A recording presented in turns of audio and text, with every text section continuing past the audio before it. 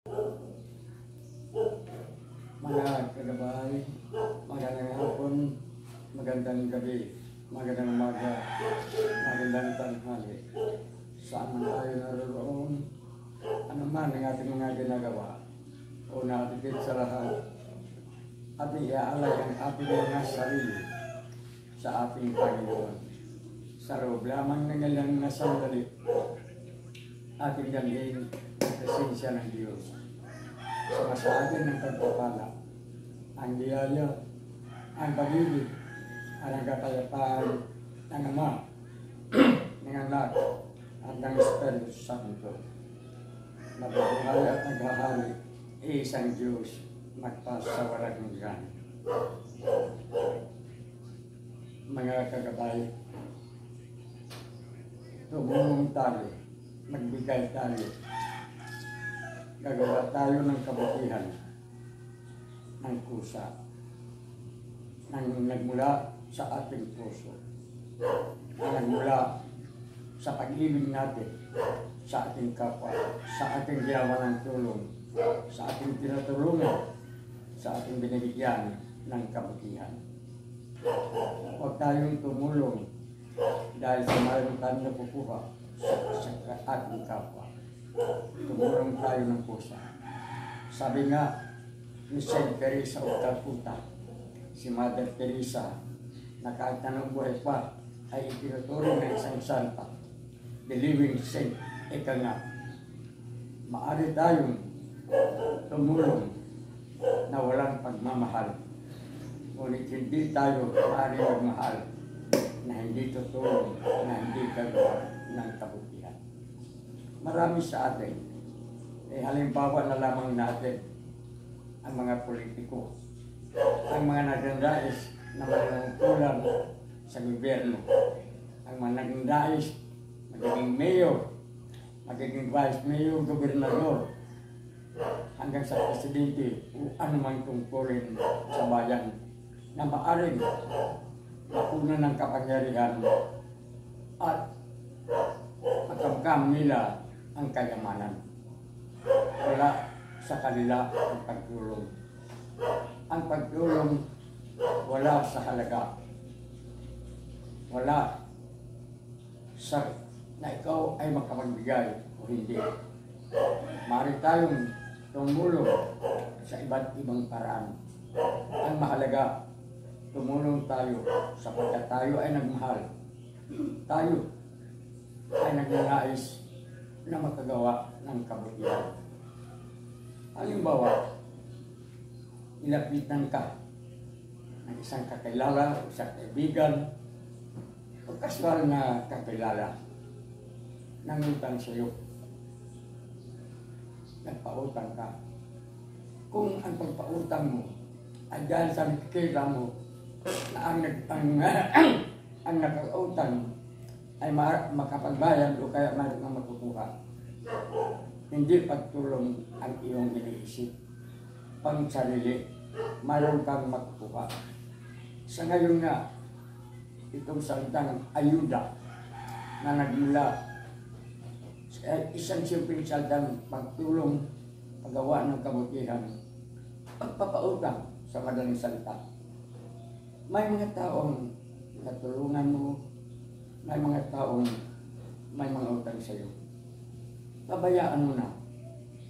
Hindi dahil sa kung ano ang dalan, kung hindi maaaring wala pa silang may bayad o wala pa silang may magawang tulong sa iyo. O talagang sila ay mga walang utang loob. Hindi marunong tumanaw ng anumang pagkakautang. May mga taong ganyan. Kung tayo ay nakapagpautang na tayo ay hindi nabayaran, huwag na natin itong isipin. Hindi naman sa kalimutan natin ito. Aasahan pa rin natin na balang araw magbabayad siya sa atin. At talagang wala ng pag-asa magbabayad, huwag lang natin gawing history ang kanyang pagkakautang. Magpautang tayo na nagmula sa ating puso, na nagmula sa isang pusong nagmamahal at nagnanais na makakatulong. sapagkat tayo, malaki rin ang ating pagkakautang sa Diyos. Wala tayo kung wala ang Diyos. Hindi tayo ganito kung wala ang Diyos. Minsan nga, hindi lamang natin ito iniisip. Minsan nga, sinisisi pa natin ang Diyos. Ngunit, sa lahat ng may mga utang na maaaring hindi makakapagbayan, sa lahat ng mga nagpapautang na hindi mababayaran, asahan natin, ang Diyos ang gagawa ng paraan. Ang Diyos ang magbabayad sa atin. Ang Diyos ang sasalo ng pagkakautang ng ating kapwa sa atin. Huwag tayong mag-isip. Hindi naman natin sinasabing kalimutan, basta na lang kalimutan, ganyan na yan. Hindi rin ganyan. Ang sa atin naman ay yung huwag natin isipin. Huwag natin murahin. Huwag tayong magtanim ng anumang sama ng loob. Sa malamang o sa hindi, darating at darating ang araw, hindi ka man mababayaran ng nagkakautang sa iyo. Diyos ang magbabayad. Diyos ang magpupuno ng anumang kakulangan na ating magagawa. Kahit tayo, sino man sa atin, may mga utang tayo. May utang tayo sa ating mga magulang, sa kanilang pagpapalaki sa atin, sa kanilang pag-aaruga sa atin mula ng ating pagkabata. Isang malaking pagkakautang na. May utang tayo sa ating mga guro. May utang tayo sa mga tumulong sa atin sa pag-aaral. Pero hindi tayo sinisingil. Hindi tayo sinisingil ng ating mga magulang. Higit sa lahat, malaki ang ating pagkakautang sa Diyos. Kaya nga ang pagkakautang at pagkakasala ay magkadikit, magkahalinturan. Sapagkat pag ikaw ay magkakautang na hindi ka magbabayad, magkakasala ka. Niloko mo ang kapwa. Kung ikaw ay nagpapautang na masama ang iyong intensyon, hindi ka tumutulong. Nangluluko ka o kaya nagsasmantala ka.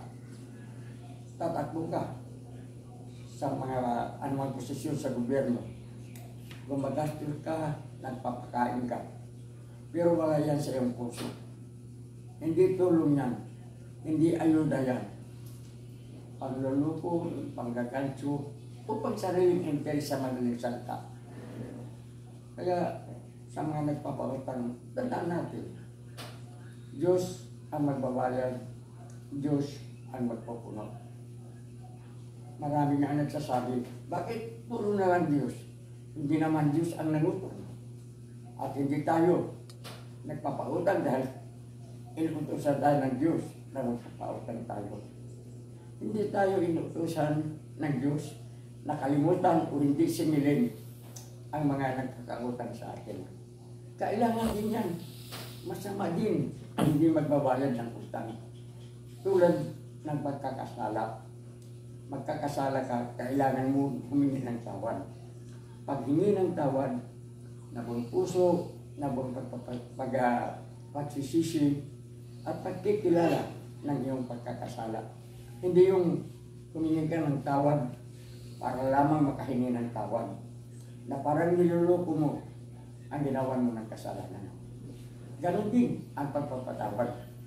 Ang pagpapatawad ng utang at pagpapatawad ng pagkakasala, ika nga, ulitin natin, ay halos magkadikit. Magkadikit, pari-pareho lamang. Tulad ng pagsisinungaling at ng pagnanakaw, magkakambang.